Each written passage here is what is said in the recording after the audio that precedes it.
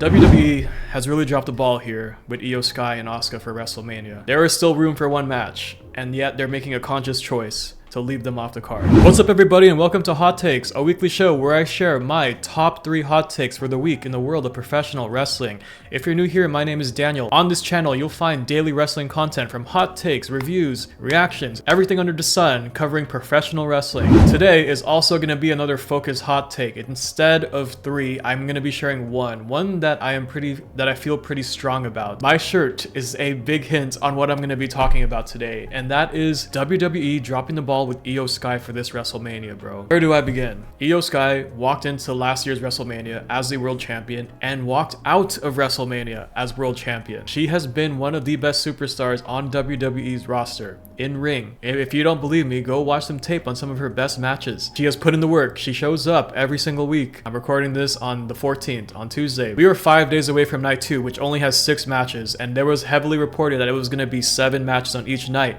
But now, it is seeming more and more that Iyo Sky is not going to make it to WrestleMania because WWE just does not care. There is a storyline that we can go off of here. It's not like she doesn't have something and I want her to be on the card. No, we have been telling the story for the last 8-9 months now. The dissension between Iyo and Asuka, how they've grown far apart, how Asuka was her senpai back before they were in WWE. You can even rope in their time in Damage Control together, bro. They have long-standing history, and they have been telling the story also with Kairi Sane between her and Asuka, how there's been like growing tension. It seems that, you know, Asuka is abusing Kairi Sane, and Iyo, as of late, has been trying to tell Kairi Sane, hey, you don't need to listen to that, and then this is growing the tension between Asuka and Iyo Sky even more. And let's talk about Asuka as well, bro.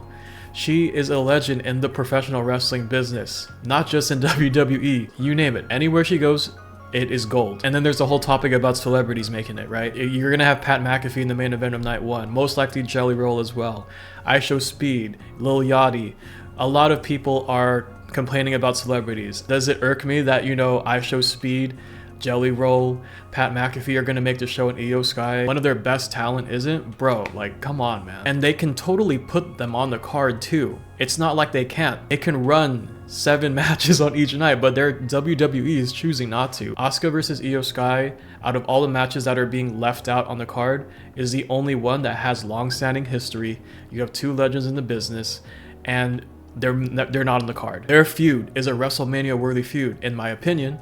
If you've been paying attention to their story, there are reports, and take it with a grain of salt, that the reason why that this match hasn't been confirmed is because Nikki Bella, she has a legitimate ankle injury, and if the Bella twins just happen to not make it, the Kabuki Warriors, Asuka and Kairi Sane, are going to be the ones to replace them. I don't know why. There's literally other teams that you can throw in there if the Bellas can't make it to WrestleMania.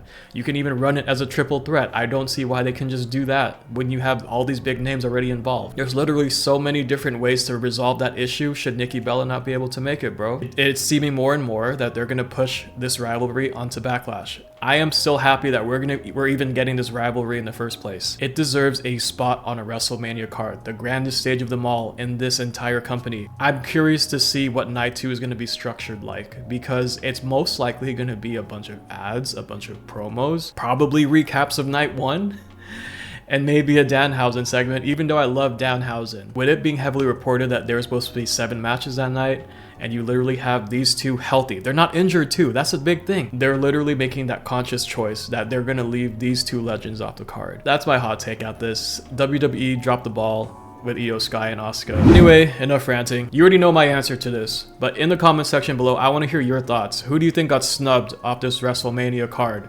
Let me know. I would love to discuss with you guys in the comments. I am going to be at WrestleMania this week. I am going to be taking you guys along with me, and I'm going to be posting a vlog about it. Also, be sure to follow me on Instagram at Main Event Daniel to get live updates from WrestleMania itself. Till then, remember to be yourself, love yourself, and do what makes you happy. Peace out, guys.